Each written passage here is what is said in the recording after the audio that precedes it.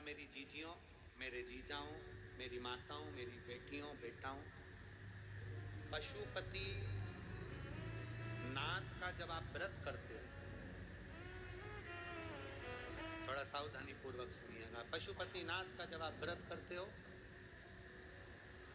किसी कामना के लिए 5 सोमवार का व्रत होता है, पूजा की थाली सवेरे लेकर जाते हो, अभिषेक का सामान लेकर जाते हो, शंकर जी के मंदिर में अभिषेक पूजन करते हो।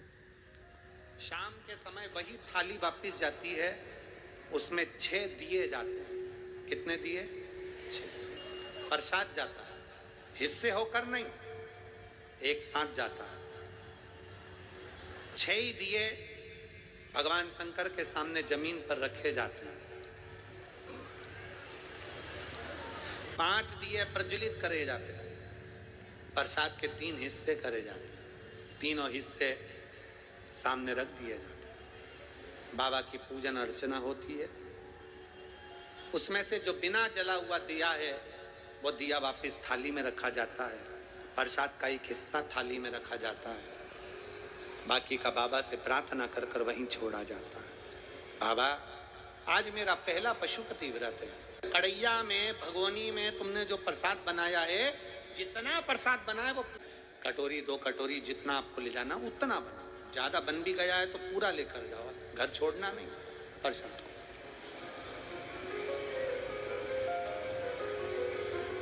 एक ही मंदिर में 5 व्रत करिए। प्रत्येक व्रत में यही नियम चालू करो। 5वां व्रत हो, एक श्रीफल भेंट बाबा को समर्पित करो। 108 चावल के दाने हो, मूंग के दाने हो, पत्ती फूल की हो, बेलपत्ती हो, जो भी तुम बाबा को चढ़ा सकते हो, 108 बाबा को दे दीजिए। श्रीफल समर्पित कर कर वैसा की वैसा ही 6 दिए रखकर, 5 दिए जलाकर, 1 दिया उठाकर, प्रसाद का एक हिस्सा लेकर अपने दरवाजे पर आओ, दिया लगाओ, बाबा से विनय कर कर अंदर जाओ और कह दो बाबा से, आज मेरा 5वां व्रत पूर्ण हुआ। इसको स्वीकार लेना, इसको स्वीकार।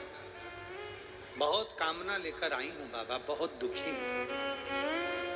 मेरे महाकाल राजा, अपना दिल का भाव किससे कहूं? हे मेरे ओघड़नाथ, अपने मन की बात में किससे कहूं? मेरे भोलेनाथ, आपसे भी बाबा को प्रार्थना निवेदन। अब कई माताएं कहती है, गुरुजी हमारी पूजन की थाली में ये कमी रह गई थी, वो पड़ोसन की थाली में ये सब कुछ था। कोई माताएं कहती हैं कि हमारे पूजन में ये कमी रह गई, उनकी थाली में ये था।